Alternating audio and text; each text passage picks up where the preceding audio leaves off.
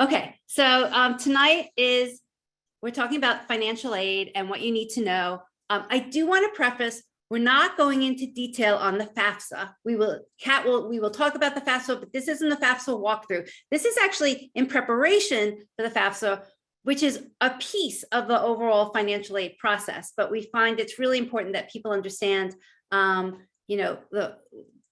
the pieces of the financial aid process, and particularly at this time of year before you get inundated with the paperwork of the Fafsa and if you're going to fill out the Css profile. So tonight's session is sponsored by College Ave Student Loans. And for those of you, if you're not familiar with them, College Ave has been a great partner of ours for several years. They offer student loans. And what makes them stand out from other lenders is that they really help create private student loans that fit your budget and they fit your goals. They have a very simple application. They have a lot of tools on their site. And they just really help take the stress out of paying for college. So I want to thank them. They've actually been an amazing partner in sponsoring a lot of educational content like tonight to help make sure that families are really educated on the whole process and the process of financial aid, as well as the process of paying for college. So thank you, College Ave. And I want to introduce Kat Del Grosso, who is from College Ave and is the head of Mid-Atlantic Campus and Event Development. And Kat, I'd love if you could share your background with everybody, because I think it even adds more credibility to why you're here tonight and all the knowledge that you have. Oh, sure. Yes. So welcome everybody tonight. Thanks for joining us. I have been in the field, in the higher education field for quite a while, actually, since the early 90s. I've worked at a couple of high-cost private colleges and universities in upstate New York. I worked at Syracuse University in financial aid, and I also worked at the University of Rochester. Actually, that's where I started my career way long ago. I also spent, I've spent well over a decade now also in student loans. And while I'm currently at the College Ave Student Loans, I've been here for about 4 years, and I previously worked at the College Board, which I'm sure you're familiar with in terms of the SAT, the PSAT, and advanced placement. So I worked primarily with the Css Profile application, which I'll talk about a little bit tonight. And that is one of the financial aid applications you may see when you're applying to college. So I have quite a bit of experience related to the Css Profile from my College Board days. So I have a bit of a mix, and yeah, so hopefully I can answer all your questions. I think honestly we could be here for the whole night if we needed to. There's so much to it, but Debbie and I are going to try to touch on things that will help you kind of get started. So, and actually, Kat, somebody just asked like how long the session is tonight. I mean, we are trying to put a lot into an hour.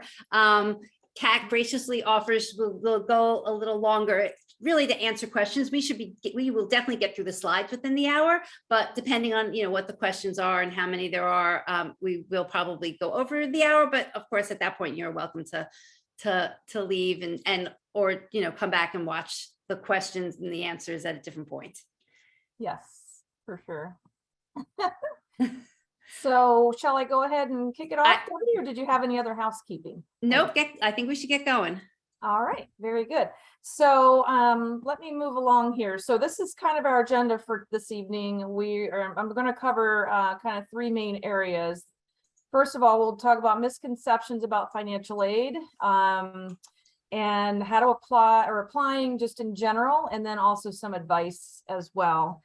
And while this isn't like an in the weeds presentation in terms of line by line how to fill out applications, hopefully this gives you, I saw a lot of juniors and seniors in the chat, and whatever year in school you are representing right now on this call, this should help you kind of gear up to get started and be ready. So let's talk about some misconceptions. I think a lot of families think some of these items. So some people think, well, we're never going to qualify for any financial aid.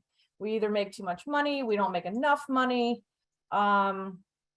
Maybe you think, okay, well, we need to apply at a public institution because it's going to be less costly if let's say if I'm from the state of Washington and I apply to a state school in my state, it'll be cheaper. That is not always the case. So I think sometimes, even though you look at the sticker price, the important thing to remember is that the sticker price isn't always what you're actually going to pay. And so it's best to kind of look at what colleges and universities the student is interested in from not just a financial standpoint, but really looking at, is it a good academic fit? Is it a good social fit? You know, when you go to visit a school, is it like, wow, okay, I can really see myself here? Those types of things. You really need to kind of have a list of schools where those things are good, so that then you can have a set of choices to narrow down, and certainly the financial piece will go into it. But the misconceptions I put on this page are really, sometimes, you know, you will be shocked at how the financial aid that you may receive could really change things altogether in terms of the cost of a private college versus a public college. So don't count yourself out on applying to a high cost institution. I can speak from experience, having worked at like I said, the two high cost private schools in upstate New York.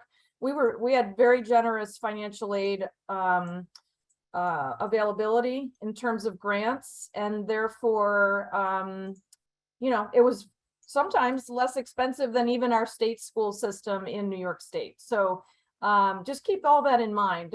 Even if you think you make too much money, if you think you don't make enough money, and so therefore you can't afford it because you don't make enough, just really look at academic and social fit, and look at the financial. You got to look at the sticker price, but in the end, you really need to have all of your information once they award you some financial aid or not to make a final decision. So that's kind of like all four of those top four on this page. And then the last one on this slide is really in reference to parents who have lost their jobs or in the current year are thinking, okay, I don't think I can do this because the income. Sorry, Kat, we already got questions about, you know, what if my income is different this year than what is going to be on the FAFSA? Okay, so the applications for so I know there's let's say if you're in the senior year right now, and so you're going to be the student will be attending college in the year 23-24, which is the fall of 23, spring of 24. So you can, when you fill out the application, you're going to be basing your financial aid on using 2021 income. So they actually use kind of like older tax data to go on the forms. So if that's the case, let's say in 2021 you had, you know, your family income was $125,000. And then in 2022, you have, let's say you either a parent lost a job, or maybe has a different job and it pays less, or that type of thing. What you have to do is use the 21 income on a 23-24 application. But what you can do is to provide, basically, you're going to be touching base with each of the financial aid offices at each college to indicate to them, okay, you know, I have a different set of circumstances than what you see on paper in my 2021 income. So there is a means to do that so Debbie, I don't know if you want me to go into how that works in terms of special circumstances, or should I wait till a little bit later? I think just wait. I actually answered, and I think it's right now, it's really enough to know that you're going to have to file a financial aid appeal, and it's kind of a little bit down the line right now. It's a little bit down the line. Yeah, just know that there are provisions for those of you who have special circumstances.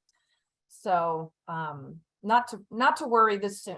Right. That, I mean, We will help and you will get the information. Unfortunately, there's nothing to do right now. You have to kind of like follow the regular process, whether or not your income has changed, right, Kat? So it's really something you have to take care of after your student gets their offers. That's right. Yep. So, yeah, the best thing to do is just not panic for any of these misconceptions that you see. So I've kind of gone over these in detail, or in a high level, I guess, but here's some of the detail that Debbie has on the slides, or I have on the slides with Debbie. And so just basically, I'm trying to think if there's anything on here that might, well, one thing I will say is, on the second bullet where we talked about income being too high to qualify, even if you have too much income that you won't qualify for like some of the higher, like a federal Pell Grant, it doesn't mean you won't be eligible for some other stuff. So make sure that you're applying for financial aid, even if you don't think that you can qualify for something, because at minimum, you're going to qualify for student loans, which are not the college ed student loans, but the federal loans. So you would get like a minimum of that on your financial aid offer. So you definitely should at least apply if you think that you might want to take out at least some of those student loans. And so, and Kat, before you go on, there's a question here, and then I actually got this question through email a few times before today. People wondering if there's an income level at which doesn't make sense to fill out the CSS profile of the Fafsa. No. I mean, it's not a set in stone formula in terms of like, if you make 150,000, don't bother applying. Like, it doesn't work that way.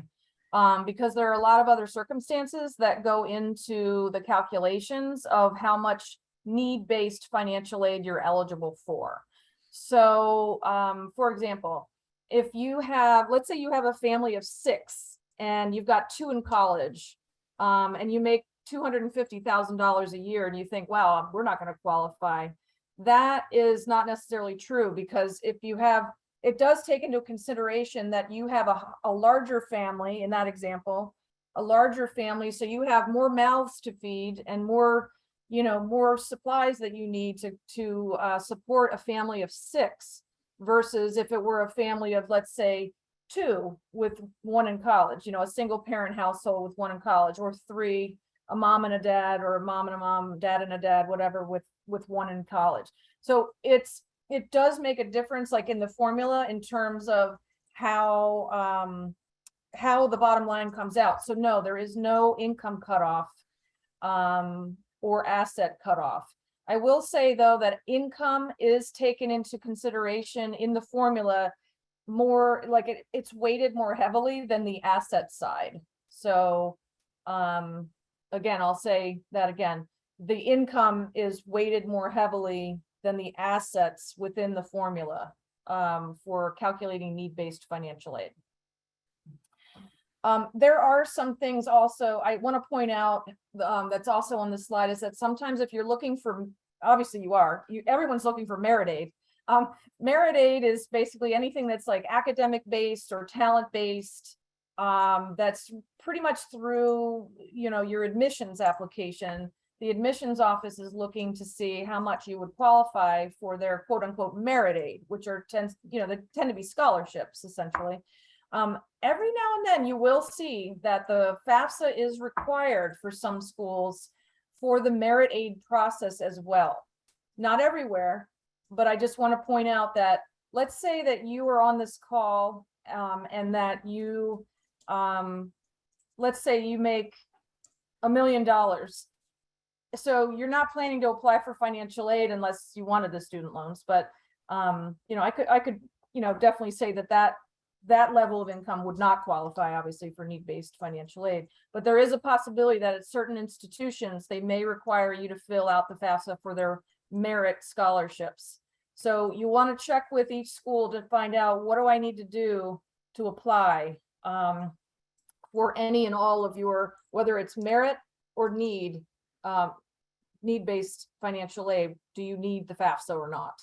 So so hopefully that helps as well. It's not going to be everywhere, but some schools do look at that for merit aid. Debbie, any questions before I move along? No, I think you should, I think I've answered some and I think we should keep moving. Okay. I think I've pretty much covered those items. Okay. So your plan for coming up here. So if you are if you are on this call and you're a senior in high school, then you obviously have more imminent things to do than those of you who are on the call with juniors or sophomores in high school. The timing of things is October 1st of your senior year is when you can begin to file for financial aid. So again, the October 1st of your senior year. Okay, so October 1st is this weekend. So that's the earliest that you can apply to start applying for financial aid. So my recommendation right now for you is to consider, let's say you're looking at these 7 schools, go immediately to their website and start tracking, you know, what are their deadlines for applying. If you're applying via early decision, early action, regular decision, you know, indicate, you know, maybe make a spreadsheet or do something that will allow you to track, okay, what does each school need and when? And then you're going to start backing into that and meeting those deadlines. So the earliest you can file the FAFSA is the free application for federal student aid. It is therefore free. So you fill that out and basically it kind of opens the door for any federal and most cases state financial aid programs. And then for some schools will just use the FAFSA and some will also use what's called the Css Profile, which, as I said earlier, is administered by the College Board. It's a secondary application that you may need to fill out. So I'll touch on that on another slide here, but in more detail. So in October, you're going to start applying for financial aid. You really, the deadline is just going to be whatever those schools list. So it doesn't mean you have to fill out your form this weekend. Okay, it's using prior year data from 2021. If you're a senior, but it's not like you have to do it October 1st. So don't panic this weekend. However, you do want to back into those deadlines based on the school's websites and anything that you've done in terms of talking with the schools at this point. But the website should be a good indicator for you. So you also want to note, how is it that they want you to apply for merit scholarships? Because again, some of them might need a FAFSA for it, but most of them probably won't. Most of them probably will have just you fill out the admissions application, you know, the common application or whatever admissions application they're using. And that tends to be sufficient for many colleges in terms of applying for their merit scholarships. You can also start applying for what we have listed here as private scholarships. And those could be like, those are outside of the colleges themselves. Those are more like, you can go online to like fastweb.com or CapEx or a website called Scholly, SCHOLLY. We have a list of them on College App's. If you go to collegeapp.com, we have in our resources section under the blog, you can do a search for scholarships. And we have an article in there that has like a whole list of where you can apply for some outside scholarships. Either do that or Google, you know, private scholarships for college, and you can start sort of searching that way. I know the College Board has a search engine that you can look at as well. But you want to start looking for some outside scholarships that are so that they're just sort of icing on the cake, because that's extra money that you would receive that might help you in increments of $250, $500, $1,000, maybe $2,000, maybe $5,000 for that matter. But those can help you supplement the cost of your college and reduce it significantly if you get, you know, I remember talking with students back in my day in the financial aid offices, and some of them, you know, worked pretty hard at trying to get some, and they might have had 4, 5, 6, and 250 there, 1,000 there really helps with like your books and your personal expenses and those types of things. So they could also be things like in your backyard. Maybe you're as a parent, like on this call, if your employer offers outside, private scholarships for children of, employees, that might be somewhere to look at. A lot of churches, Elks Clubs, Walmart, all these different types of private money can really add up. And it's not through the college, it's you doing that on your own outside of what you're doing through the college to apply for need and merit-based aid. So it's like icing on the cake on top of what you can get from the school. You can look at the net price calculators on each college. Actually is required to have what's called a net price calculator on their website. So you can either Google net price calculator Syracuse University, or you could go directly to Syracuse University or whatever college and then do a search in their search bar. It's going to either be in the financial aid section or the admissions section of their website. So they're required to have them if they participate in the federal financial aid program.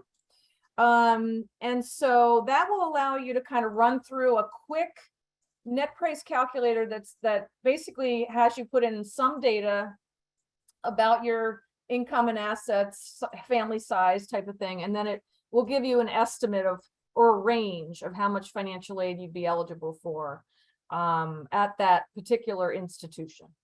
So that is something you might want to play around with at any time.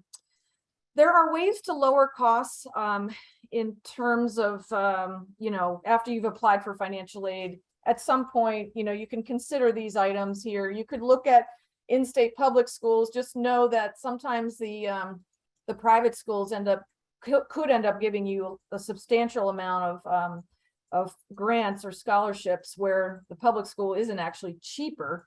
But if it's part of it's probably good to diversify, if you will, and have a multitude of institutions on your list so that you have different sticker prices that you're looking at, and then you can make a better determination when it comes time.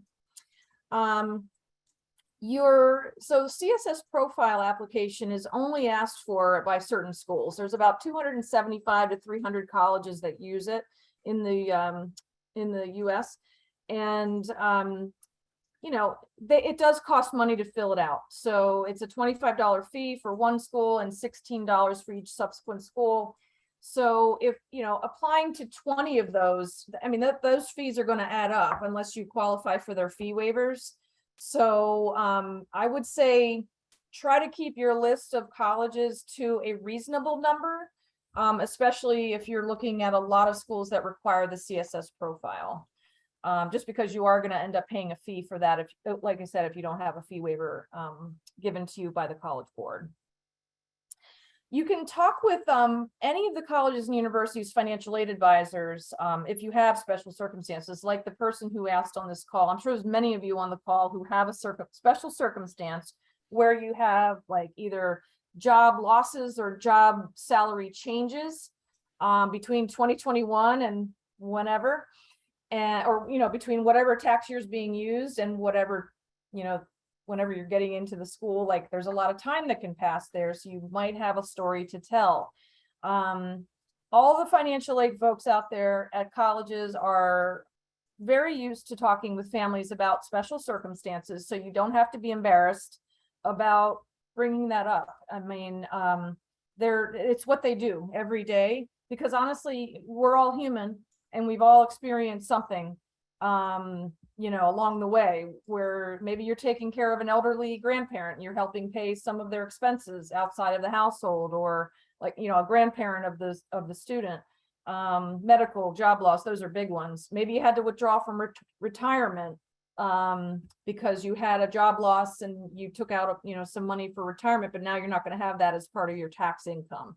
So there's a lot of different things, but the financial aid folks are ready for you. They know that we're all human and we all have things. So don't be shy if there's something else you need to tell.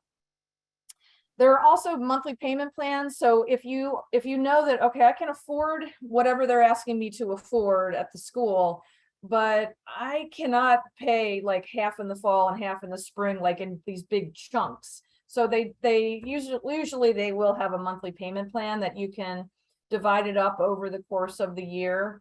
And there's usually like a fairly small fee for it, like, you know, relatively inexpensive fee for it usually. But you might want to ask about that as well. So questions, Debbie? Yes, but I'll tell you, but I think we should hold off. There's a lot of questions, which I think we anticipated about the new changes to FAFSA, but I think we should get a little further into your slides, and then we'll talk about those like changes and how you know, how people should think about them now or not think about them now. Okay. So cost of attendance sticker price, I've kind of gone over that. I have a slide on here that shows the what the cost of attendance is really made up of.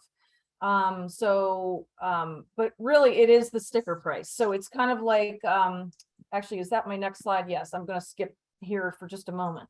So the sticker price includes tuition and fees, room and board, books and supplies, transportation, and personal expenses. So those 5 components make up the cost of attendance. The tuition and fees are going to be billed directly to you by the school. Room and board, either it may be billed to you by the school, or if the student is living off campus, then they might have a landlord where it's not actually coming through the bill from the college. Rather, you know, you're paying a landlord directly, but nonetheless, you still have the cost of housing and food. So whether it's all semantics, it's like whether you call it room and board or you call it housing and food, it's all the same. But what I will say is that every college and university is required to use these 5 components in their cost of attendance, so that even if you're living off campus and you're buying groceries on your own and not doing a meal plan or something, they have to count in it like an average cost of room and board, or if housing and food, or whatever you want to call it. But that is taken into account by the school. And then books and supplies, and transportation and personal expenses, they will use an average amount for those as well. So it's not student specific per se, because that would honestly be impossible to do. But they do an average, and they're usually pretty they're pretty strategic about how they do it, because they want to be fair and tell you whatever the sticker price is. They want to be kind of fair that it is going to be something that you might encounter. In other words, they can't put like the highest number on there. They can't put like the rock bottom lowest, but they're going to put some sort of average in between that is pretty reasonable for their particular population of students.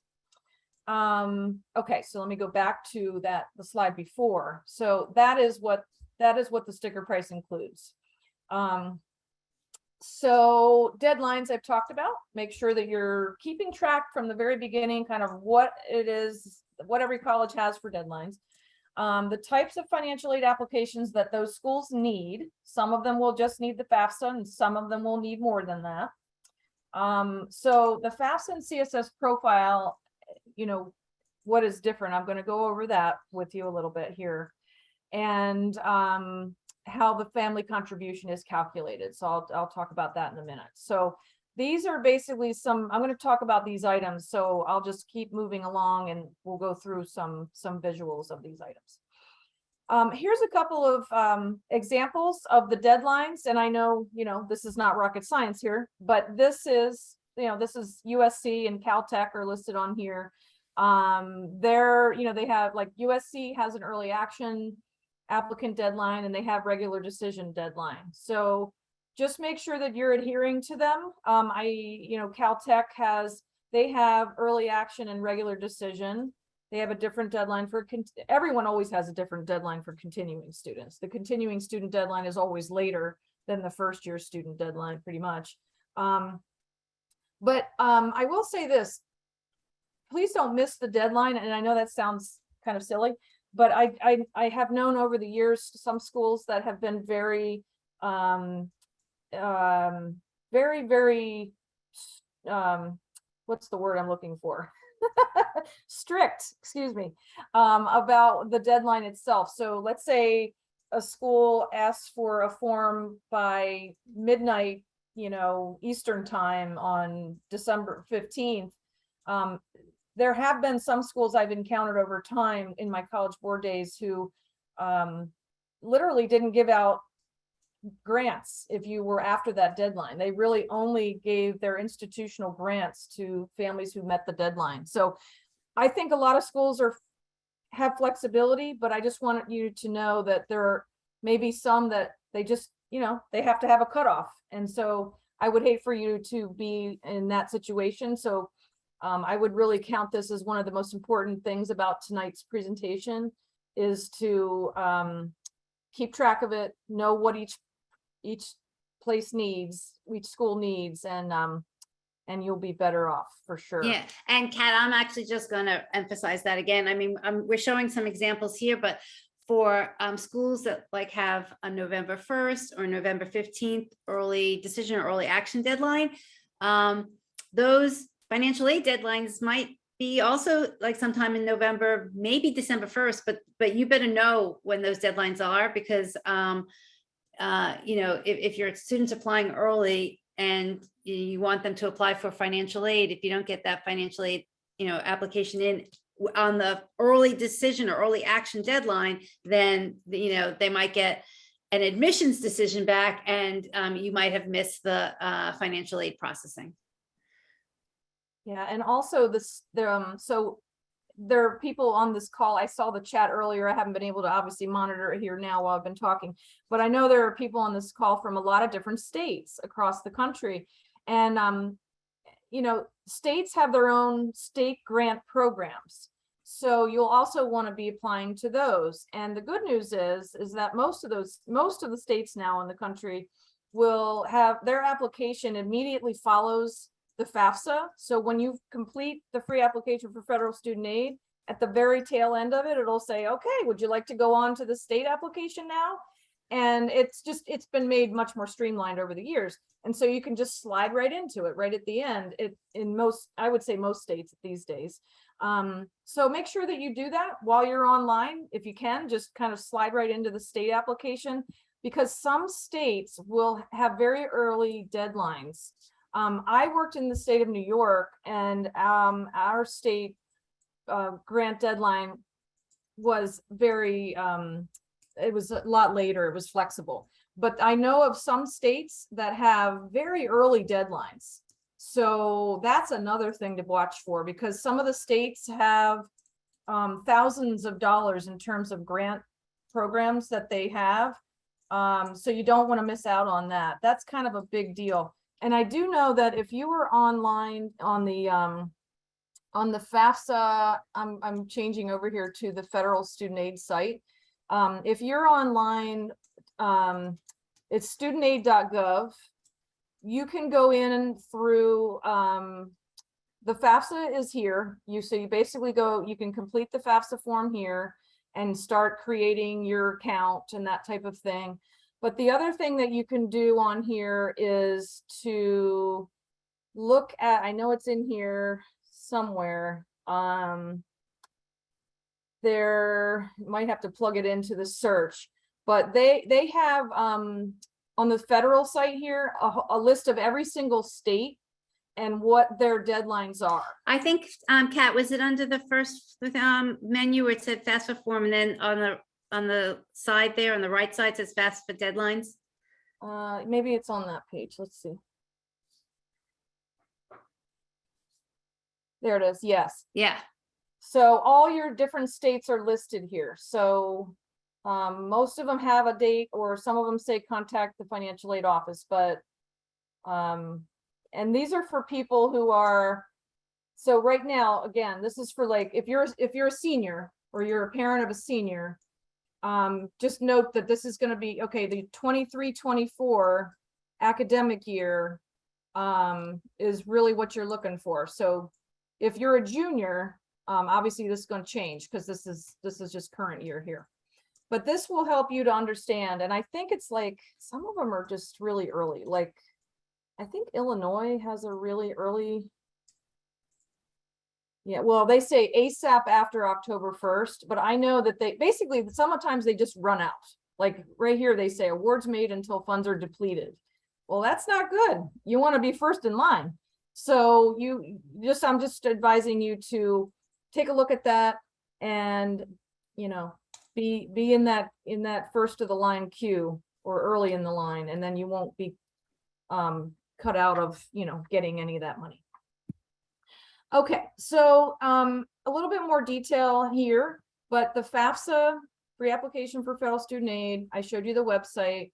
It's required by pretty much most colleges and universities in the country because it's any school that participates in the federal student loan programs, like, you know, Pell Grants, SEOG grants, federal work study, and federal loans. They use the FAFSA in order to give you that money. They have to require the FAFSA in order to give you that money. So and that's, most schools do use the federal aid program. There's a few exceptions. The second application is only required by a subset of schools. So that's the CSS profile through the College Board. So it's sometimes divorce separated families. It requires sometimes the colleges that use the CSS profile also require the divorce separated families to have both biological parents complete the application. So that will vary. So this is probably best that I just go over here and show you what I'm talking about. So if you're on the cssprofile.org, and it'll redirect to .collegeboard.org, but cssprofile.org will get you there. You can find right here, it's very easy to find. It says check participating schools and scholarships. So you'll click learn more, and then you can see a handy dandy list here of, I think I just aged myself by saying handy dandy. You can basically look here and you can sort by the colleges and see, okay, well, I'm looking at Emory University in Georgia. Yep, they need the CSS profile. In addition to that, they need a CSS profile for the non-custodial parents in a divorce separated situation. So that's the column that I'm sort of highlighting here with the word yes. International students are also, sometimes schools will use that form for international students. So, you know, so this is just good for you to look and see what is it, you know, who needs this form. And again, it's cssprofile.org, and then it's right there on their homepage. So it is possible that you won't even have to do it because, like I said before, it's only like just shy of 300 colleges that need it. So it's not everybody. And the reason why the profile is used by colleges, you might say, you might be thinking to yourselves, why do I have to do it? Why can't everybody just use the FAFSA and be done with it? Why do I have to fill out a CSS profile sometimes? And I will tell you, having worked at the College Board and having worked at schools that use the CSS profile, they tend to be high cost institutions that have a lot of institutional money to spend. So they want to get the right grant, the right financial aid to the right students. And so, but they have deep pockets. They have a lot of endowed scholarships and grants, and they need to spend it. And they like to look at all the data, even if, you know, like, so the FAFSA doesn't ask for as much as the CSS profile does. And the schools really like to see the whole family picture, and that's why they ask for the CSS profile. But the good news is they're the ones that tend to have like the most grant money available. So I know it's an extra application, but it may end up meaning that, you know, you're able to afford a high cost private school that you really want to go to, as opposed to maybe, you know, going to the school that was not your first choice. So it's not all bad. I know it's an extra application, but it is, it has produced a lot of grant funding out there for students. I will say that from experience. So Kat, maybe you can also just emphasize, somebody asked, is there a different deadline for the CSS profile versus the FAFSA?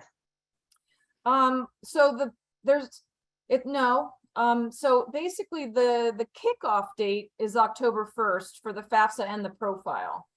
In terms of deadlines, that's just going to be like what you see here for these examples for USC and Caltech. It's going to be whatever the school needs the deadline to be. Right. So whatever, so if the school, whatever's on the school website that says that is their financial aid deadline, that means it's the deadline for FAFSA and it's the deadline for the CSS profile, if you want to be considered for their financial aid. Correct. Yeah. Yeah, and so usually they're the same deadline for FAFSA and profile.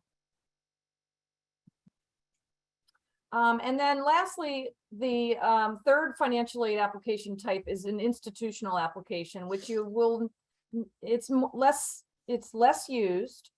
And you would only see that at a school where, okay, they know they have to ask you to fill out the FAFSA, but they don't really need all the stuff that's on the CSS profile. So it's kind of like an in-between. And so, you know, they may ask you, you know, a set of 10 or 15 questions, but they have kind of a short application and they want you to fill it out, and it's usually free. So that I would say is less used. Usually it's, you know, the FAFSA and the CSS profile are the ones that you'll see, but I did want to make you aware that that could happen as well. You won't have to do all three, I doubt, at many places. You would most likely have to do one or two of these. Okay. And the most popular combination, if you're going to have to do a second, is most likely the FAFSA and the CSS profile, but there are a few of the schools that have their own institutional application. Right, exactly. So I was going to say something else. I know sometimes I get in the weeds and I can't help it. But I'll continue moving on here. Okay, so CSS profile.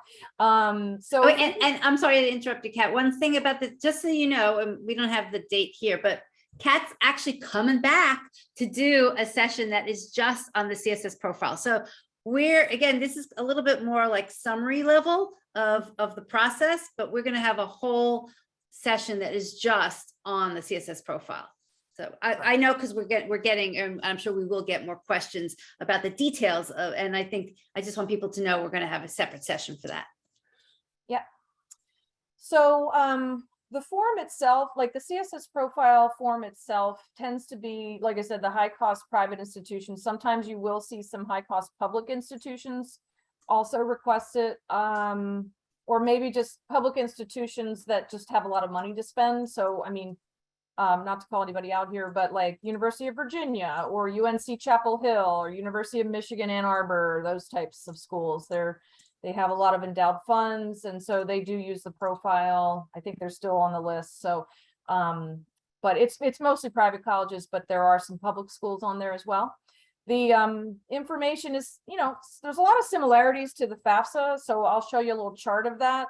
Actually, I'll do that first. And that is, you know, the FAFSA is on the left, the profile's on the right. There's a lot of similarities of things that you have to fill out, like how many people are in the household, how many are in college. You got to put your taxable income down. You have to put untaxed income down, but for the FAFSA, it's not all of it. It's only some of it. Cash savings checking, that's pretty much, you got to do the same for both. Real estate and investment net worth, got to do that for both. 529 plans. Business net worth is different on the FAFSA than it is on the profile currently. Right now, the FAFSA only requires your net worth of your business if you have more than 100 employees. The profile requires it regardless of the number of employees, but this is one of those things about the FAFSA changes that are coming up. That is going to change in 24-25. So the FAFSA will ask for business net worth in 24-25, regardless of the number of employees. So as not to confuse everyone tonight, since I'm really kind of focusing on the 23-24 year, this is the way it currently stands in front of you, but the FAFSA is making some changes for 24-25, so I can answer some more questions on that in a bit. Home equity is required on the profile. That means whatever the value is minus the debt. equals equity. So you do have to put that on the profile, but not the FAFSA. The retirement value, how much have you saved over the course of your lifetime as a parent or parents? It is not in the calculation, but it is still a field that's asked for on the profile. And that's all I'll say about that. I'll answer questions as you have them. And then the profile is very handy in the sense that, remember when the person asked earlier in this call, you know, well, what if I have a job loss? What if my income's not the same as it was back in, you know, whatever years being used? And the profile actually has a spot on there where you can type up to 2,000 characters of information about your special circumstances. So you have a space to explain it, whereas the FAFSA doesn't allow for that on the form. So for any schools that only require the FAFSA, you're not going to have a spot to put it. So you're going to have to submit that information to them, to each of these colleges that you're applying to. You could either email it or send them a letter or whatever their process is that they prefer. You might want to look at their websites, see how they want you to handle that. You can do an online chat with them or email or call them to find out what's their process for you to share that information with them. But the CSS profile, if it is a school that uses that, you will have a spot to put that down on that application, which is handy. Okay, so that's kind of the difference between the two forms and at a high level. The only thing back on this slide from the prior slide that I want to make sure and point out is again, the divorce separated families may have the other, like biological or adoptive parent might have to fill out something as well. And that is up to the schools. And I showed you that on the cssprofile.org website, where you can sort that and see whether or not the non-custodial parent has to fill it out or not. So that should get you where you need to go to find that out. And I will say the last bullet on here, that if you are remarried, and if you are remarried, basically the step parent data is required, whether it's the profile or the FAFSA. So you're kind of stuck in that sense. Yeah, people, that's a shocker, unfortunately, to some families who are divorced and have gotten remarried. And just to even be clearer, if you remarry, then your spouse's income or data is required. And if the biological other parent also remarries, then their spouse's information is also required. So it could be the potential of 4 parents' income or data that's part of the CSS profile. Correct. And I will talk more about that on that other evening that we have together about the CSS profile, because that can go into a lengthy conversation there with questions. But just know that essentially the school can look at all or a portion of basically 4 parents' data. They may choose to look at just the biological parent. I mean, it could go around it just depends on this college. So just know that you'll want to know what each college needs when you're applying. And that'll be on their website. Should be. So the family contribution. So there's something called the EFC. It's the expected family contribution that's calculated when you fill out the FAFSA. So the FAFSA uses a formula to calculate your EFC, and that is to determine whether or not you'll qualify for any need-based aid, but also even non-need-based in terms of student loans. So so basically when you fill out the FAFSA, you're going to get like, kind of at the end of it, it'll give you what's called you'll get a student aid report or a SAR. And on the SAR, excuse me, I have to grab a drink. Excuse me. On the SAR, you will see what's called an EFC, and I've got one circled there in yellow for you. And that basically is an estimate of how, it's an estimate of your family contribution, but it by no means is what you'll actually have to pay the school. So that is one thing that is hard to it's a little hard because families will see an EFC and then they think, oh, okay, well, I only have to pay $1,702 to the school. But unfortunately, not every school can meet your need. So when you get a financial aid award from the institutions, none of them will match. They'll all be different. If you have any kind of grant eligibility, you're going to see something different at all of them. Your Pell Grants should match. Your student loans will match, but work study and SEOG and any kind of money from the colleges, they'll all be different because it'll be based on whatever the school can afford to provide. Unfortunately, not every college can meet 100% of calculated need. So also, if you are applying to a school that requires the CSS profile or an institutional application, just know that you will not see that EFC number. They do not kick out when you fill those out. So it's only on the Fafsa data that you'll actually see an EFC, and the other ones it'll just be shown to the school.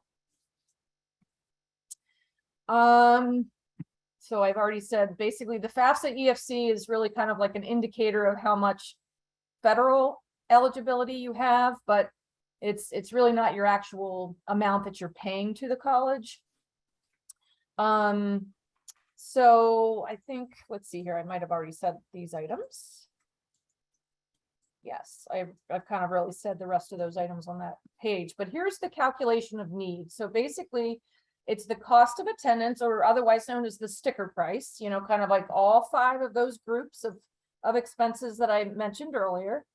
And you subtract the calculated family contribution, and that's the need. That's the financial need that you have, that each college is basically now going to try to back into to try to give you some free money with grants and scholarships and work study and loans. So let's take a look at that. So let's say you're applying to a school that's $75,000 and the calculated family contribution is $35,000 on the forms. That means that your need is $40,000. So we'll make this an easy example here. So the schools across the board, let's say you're applying to 5 different schools. The schools may provide need-based financial aid to you that is either equal to $40,000 or less. If they can't meet all your need, then they'll give you less than $40,000.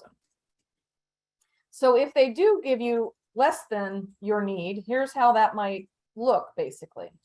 At the bottom of this screen, you've got your cost of $75,000. The actual amount of financial aid that they offered was $25,000. Even though your need was $40,000, they could only afford to give you $25,000. So now what is your family contribution that you're really paying to the school? It's $50,000. So it's going to vary amongst all the institutions as to how much they can afford to give you. But it's important to note that not to pay attention just to that sticker price, because some of those higher cost schools, you know, I know of many schools who, let's say, you know, go back up to the top again, your calculated need is 40, they give you 40, you know, so it's just going to depend on the colleges and what they have, what they're able to afford. So this is a little small to see, but you can see the different scenarios here. So these are examples of like, okay, you never know until you apply. So if you think, this is kind of going back to the misconception slide from earlier, where it's like, well, geez, we make too much money, we're not going to qualify for anything, or we've got a couple $100,000 of assets in the bank, or we own our home, we don't have a mortgage, you know, we're not going to qualify for anything. That is not necessarily true at all. So these are really scenarios to show you that, you know, let me pick one here. So I'll go with the first one here. So scenario 1 is, okay, my family makes $150,000. Our assets are $200,000. Our family size is 6. We have 6 people in our household and 1 person's going to school. If we apply to a $75,000 school and our EFC expected family contribution is $22,000, our need is $53,000. Now, if I go to another scenario where the so basically same income, same assets for scenario 2. But now my household size is, I've only got 3 people in the household and 1 in college. My cost is the same, the cost of the sticker price of the school.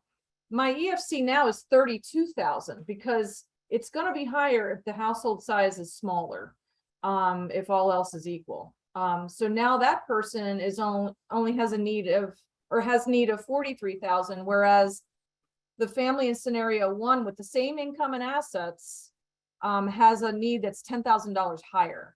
So this is an example. This is really just to illustrate to you that household size and the number in college matter. So I'll do the third example just to round third base here. And that is that, okay, same income, same assets. I've got 6 in the household, but 2 in college.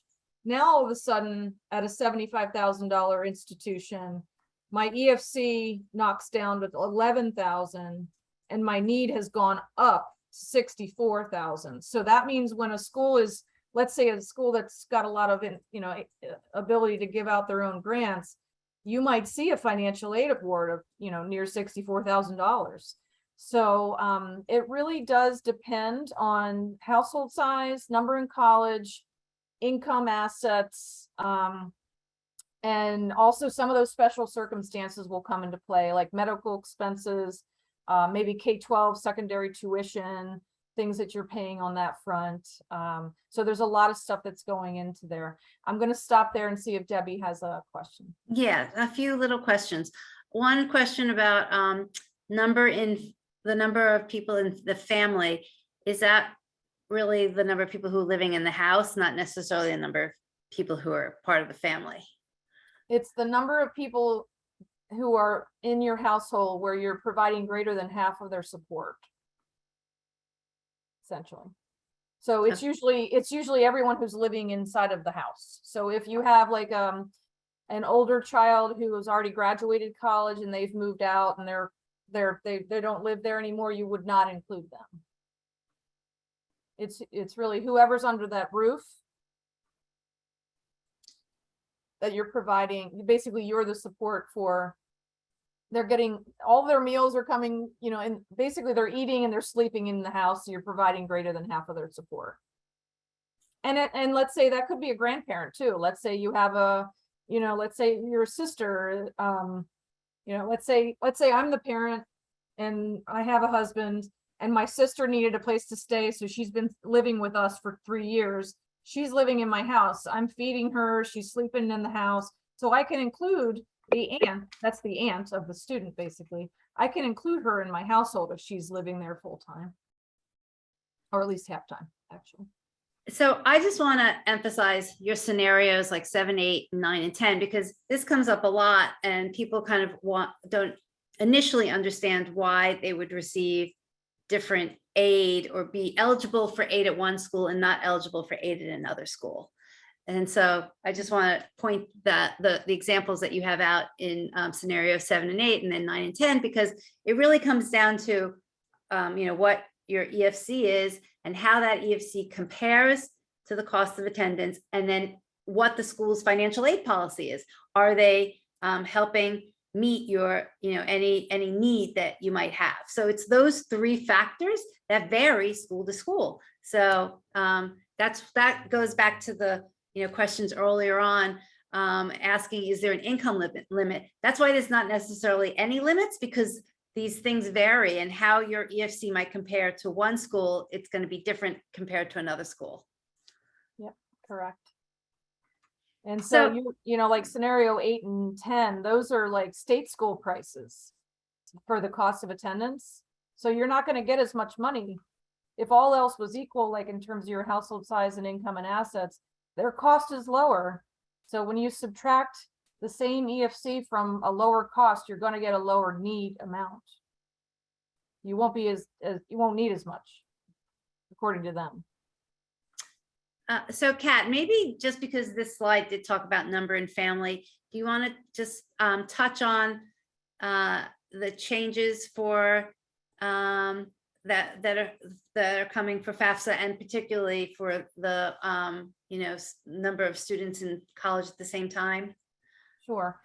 So, for 23-24, everything that I'm saying tonight is coming in, is going to happen for 23-24 in terms of, counting the number in college. The EFC is called the EFC, for 23-24. In 24-25,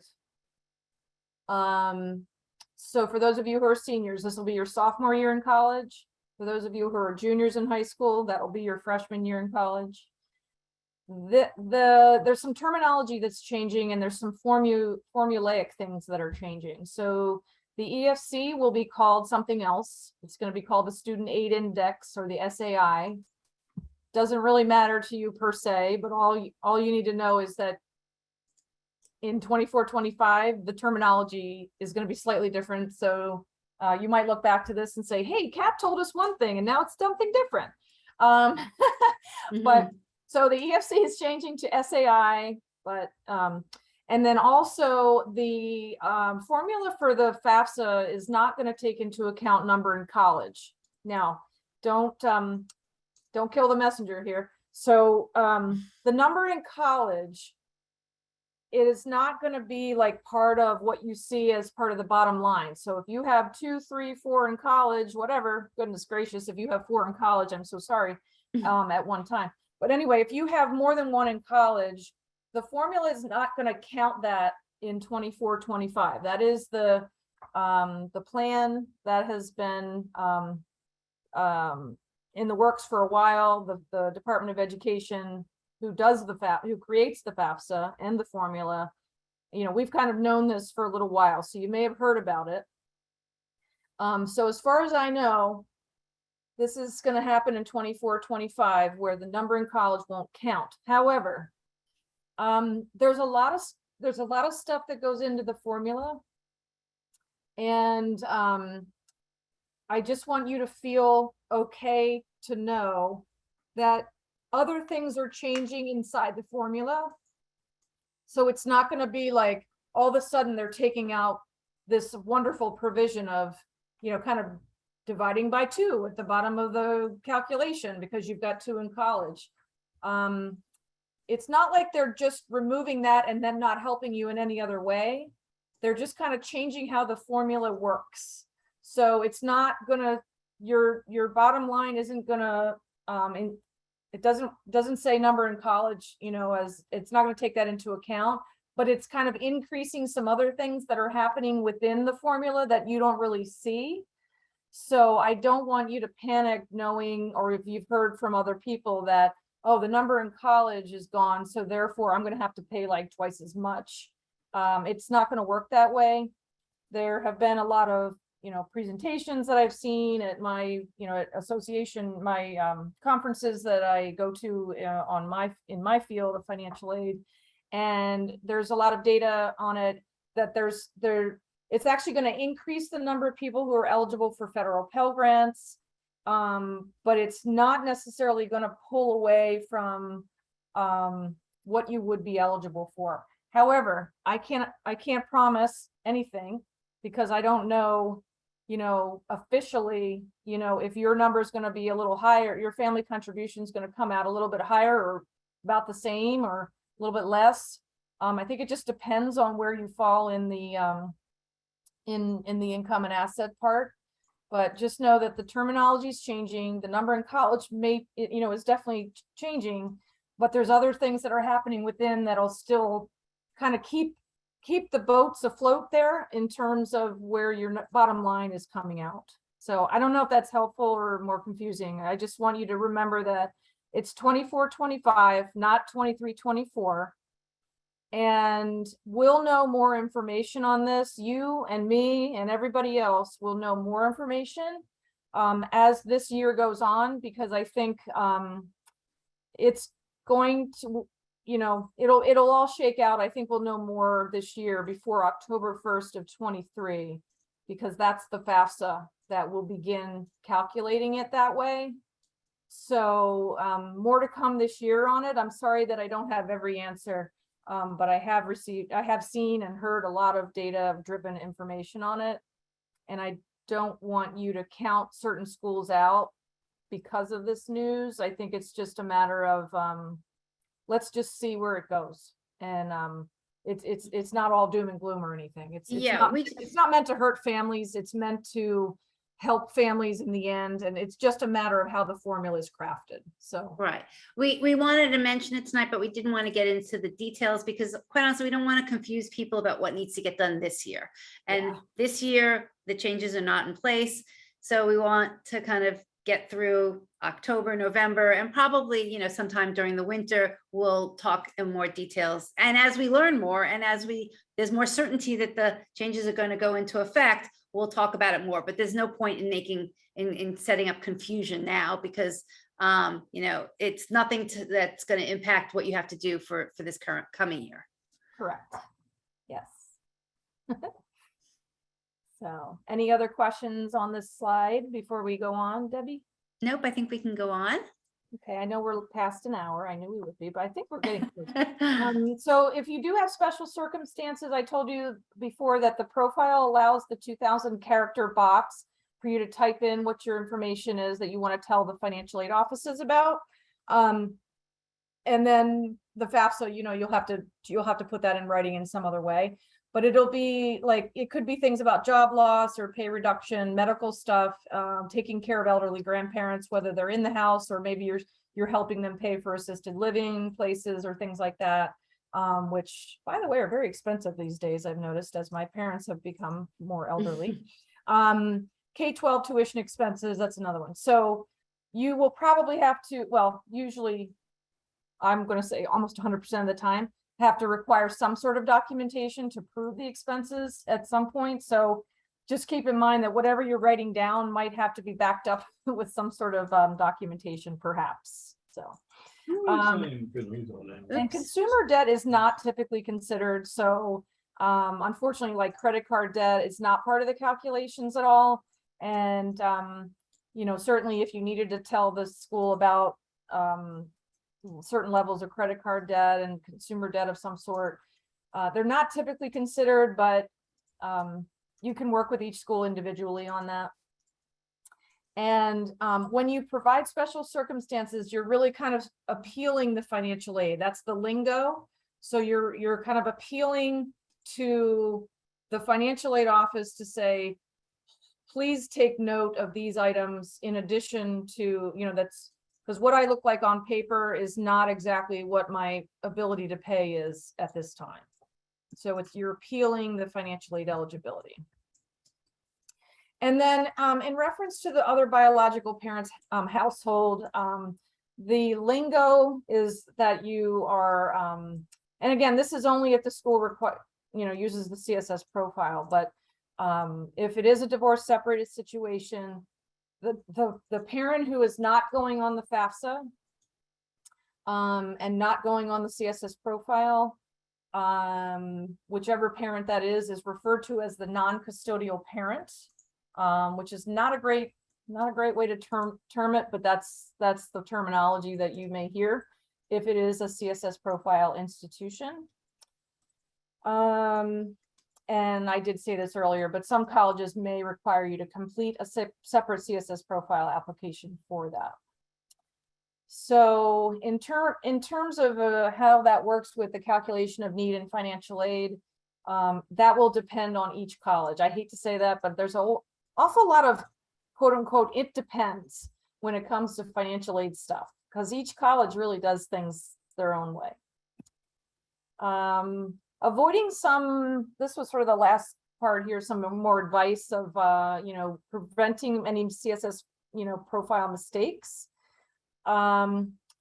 So obviously we've talked about this a little bit, but since the older income is being used, the 2021 income for the 23-24 year, for example, that, you know, is that even still relevant? Because it may not even be your situation anymore. So be sure to share your story if you have a different situation than you did in 2021.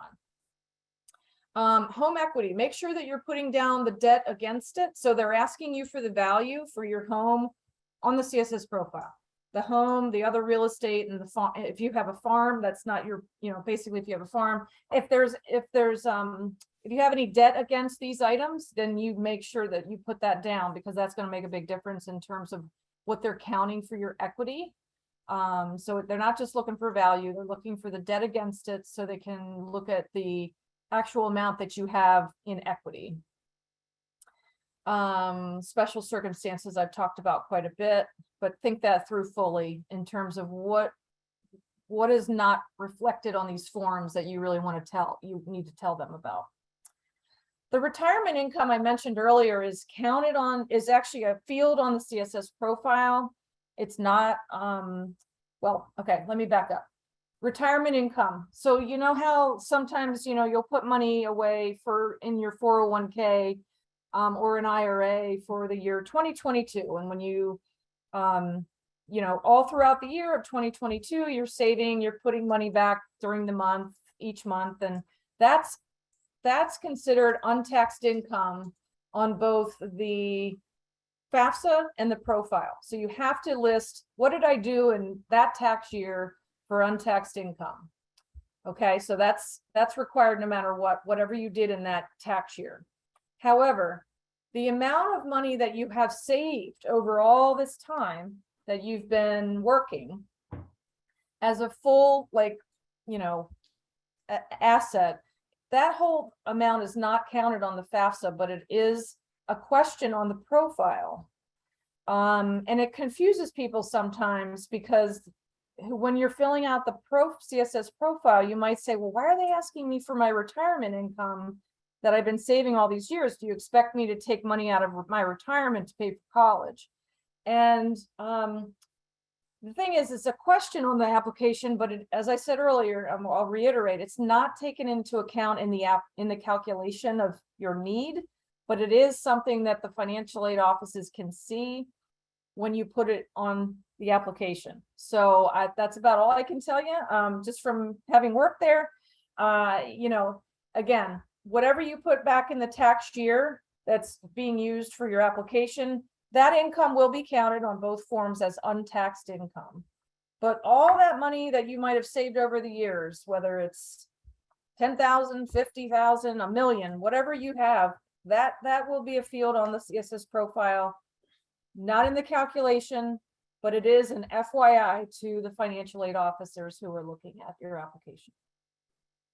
So I don't know if there's questions, but I can take them. And then other household members who are in college, we've talked about that, and other educational loans that you're paying back right now, that might be something you want to put down in your special circumstances, because it's not really a field on the forms. Like, okay, what if you're paying back loans for older kids who graduated college? It's not a field, it's not a field in there, but you could tell them about it if it's something. Well, if you're paying back, $500 a month in plus loan payments or student loan payments of some sort, that might be something the school can help you with in terms of an appeal, if you will. Okay, so I'm sure there's some questions. Yeah. And that was the end of our slides. So Kat, this is a good question. And we maybe want to put it in next year, but what type of documentation is there any type of statements that people have to give in along with the FAFSA or along with the CSS profile to kind of prove what they're putting on their statement is accurate? Okay, well, so for the income part, their income is actually coming in from the IRS. So there's something called an IRS data retrieval process that happens when you're filling out the FAFSA. So it's actually pulling in any of your taxable income data. It doesn't pull in your untaxed income data, obviously, because that IRS doesn't have that. So you fill that out. The honor system is you fill it out on your FAFSA, and the school may or may not require you to turn in your W-2 forms or any 1099s. So that's going to be up to the school itself.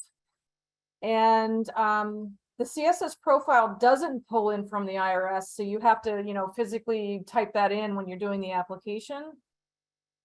And again, it's going to be up to the college whether or not they want you to turn in any kind of tax forms, whether they're personal tax returns or business tax returns like K-1s, or any kind of tax form in general. So there are some schools that won't ask you to turn those in. Some of them will. So answer the questions as truthfully on the FAFSA and the profile. And then if you are asked to prove that, then you'll be good to go. So there is, particularly in FAFSA, and it's not everybody's going to be part of it, but there you can be sometimes called for verification, right? So that's where you would might have to send in the forms so that the school can verify what you have on your application is accurate.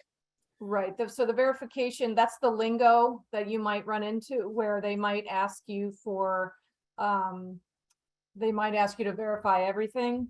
And then there's some schools where they might only ask for verification from a certain percentage of their families. So it will depend. So just, just be truthful and, whatever, and you have nothing to worry about if you are called for any sort of verification. Right. Yep. Okay. So another really good question is about how is cost of living, or is it accounted for in any of the forms that we just talked about in the FAFSA and the CSS profile, or just colleges in general?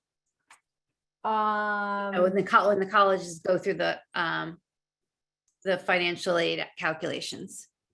So what types of things are in the formula itself? No. Does anything take into account cost of living? Okay.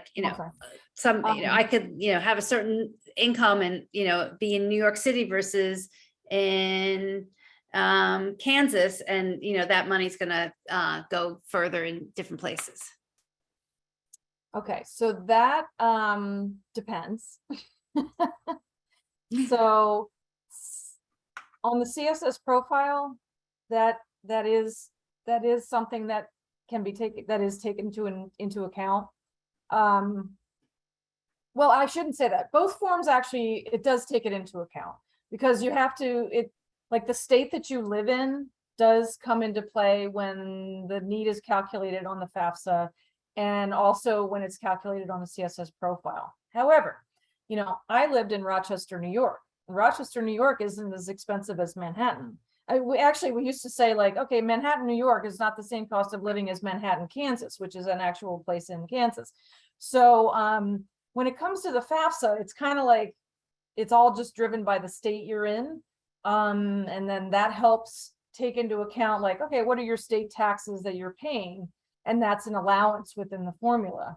The CSS profile actually hones in on it a little bit better in terms of, no offense to the FAFSA on that, but I'm just saying, like, the CSS profile does actually take into account sometimes the cost of living adjustment based on the zip code that you're in, basically. So the schools that use the CSS profile might have a little bit better data on that versus the FAFSA, that's really like, okay, if you're from the state of California, here's the allowance that's used for all the people from California within the formula. So yeah, but so the answer is sometimes that is taken into account. I think it's best for those folks who are concerned about that, San Francisco, any of these, Washington, DC, Boston, any of these other places, is to speak with the financial aid office, or put that in your special circumstances. And then, if they aren't using the CSS profile, they might be able to take it into account in some way for you. They'll take a look at it at least.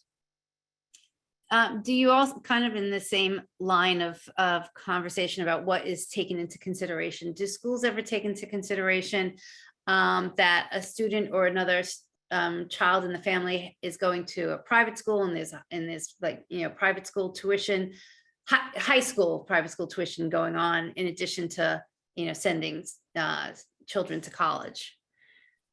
So no, if it's the FAFSA only, if it's a FAFSA only type of school, schools that use the CSS profile, some of them may use the K-12 to secondary tuition as an extra allowance against their income. They basically say, okay, well, you don't have that income available, so we're not going to take that into account as part of your total income. And that just depends, again, on, you know, the school by school, but many schools do take that into account. And then there are some colleges who say, well, that's a choice that you made to send them to that school. But in some cases, that's not a choice. Like if it's more of a, you know, a medical need or something like that, you know. So the CSS profile schools in particular are more used to that topic than because it's built into the application in spaces. Whereas the FAFSA, that would really be like a special circumstance. The family would have to write in to say, hey, by the way, we're paying $10,000 a year. And then they would have to kind of do an appeal. Whereas the profile, you know, they might have already built it in because it was part of there already in there. There was a question related to a family situation where I guess they're not in touch with the biological father. So how would that be handled, you know, in terms of trying to get that if the father's information is needed to be filed any place? Yeah, that's a great question. So if it is a situation where it's a CSS profile school, again, because that's the only place where that's the only time they would need it. Yeah. Right. So if the CSS profile school needs it from the other biological parent and you don't know where that person is, or you don't have contact, could be an adversarial relationship and that sort of thing, then you would just let the college know, and they might be able to just waive it for you and not require any further information. They may ask you to probably will ask you to fill out a form. You can actually go to the CSS profile website here, and well, first of all, you would go to this list and see who needs it anyway. But then over here on the right, there's a completing the profile for the non-custodial parent, and there is a okay, no, that's not it.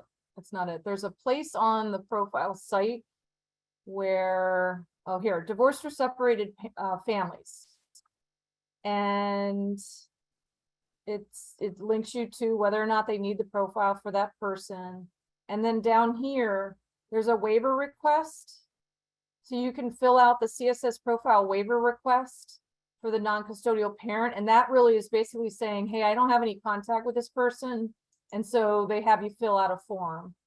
Some colleges will have their own form, but this one I know was being used as kind of like a standard form. So you could at least start here if you wanted and just send it into the college that needs it. So it's just kind of saying, like, you know, what's your situation, and then the college can review it. That makes sense. So you did, you know, share a lot, which is helpful about special circumstances and appeals. So if a change is made, or if you know, somebody appeals, do the school end up changing their EFC? Yeah. So they recalculate. So if it's a FAFSA school, they'll actually submit the changes back to the Department of Education. So like if they changed any kind of income data, let's say I'll give you an example. So if 2021 income was used for the forms for 23-24, because that's just the standard. And now the school is actually going to use your 2022 income. They will probably have you turn in like pay stubs or something like that. They'll recalculate your need, and then they will submit it back to the Department of Ed, and then there'll be a new EFC that's calculated on the FAFSA, and then they'll also recalculate it on the CSS profile. So they're going to plug it into their system using whatever they're doing to help you. They put all that data in, and then it provides a new EFC on the FAFSA, and it does a new EFC for the CSS profile too. So which you don't see, because you don't see that number, but right. Yeah, but they make those changes inside the form, inside their software. Another good question here is, in filling out these forms, again, Fafsa and CSS Profile, what assets should be used? Not meaning like, do you have to wait until the end of the year and use like the, December 31st asset numbers, or do you, or do you just do it the day that you're filing? I mean, so do you have to wait for a certain time to pick certain, assets? Nope, so it's based on the day that you're filing it. So if you were thinking about buying a car in that same month, I mean, I'm just saying, like, No, there was a few questions, and they're valid Yeah. questions. Should I be paying off, car loans I have or other credit cards? And yeah, I mean, it's up to them, but yeah, it's based on the date that they file it. So really, if they have some large thing that they need to buy, I mean, I'm just, really is, you have to be truthful on the application. So the day that you file the FAFSA, quite frankly, you might file, what if you filed the FAFSA like a month ahead of the profile? Those assets are technically different on those days, maybe. So you just But- file based on. But to this point, and this doesn't necessarily apply to parents with high school seniors, but when your student is in college, a lot of times parents wait to make sure that they've paid the tuition bill, and then they file FAFSA because they want that money, out of the account. Yeah, they can do that. Yeah, I mean, it's really just sort of based on whatever you did that day. Now, I mean, our assets don't necessarily fluctuate like that all the time, so such steep things, unless you're like buying a house or something substantial, like paying tuition for the semester, or buying a car with cash, I guess, instead of taking out a car loan or something. But so for the most part, keep in mind, earlier I said that assets are taken into account less in A smaller a percentage. smaller percentage than what the income is. So if you don't worry about every dollar that you've got going on in the assets coming in and out, because it really is kind of fractional in terms of how much is taken into consideration for assets. It's typically around 3 to 5% of parent assets that are taken into consideration as part of the calculation. So it's not a large percentage of the EFC. So another good question, and I'll just read it because I think it's helpful. Is there any consideration given to parents who are in the age group 60 to 70s when they had kids later in life, when using retirement funds to pay for college? The formula takes into account the age of the older parent. So yes.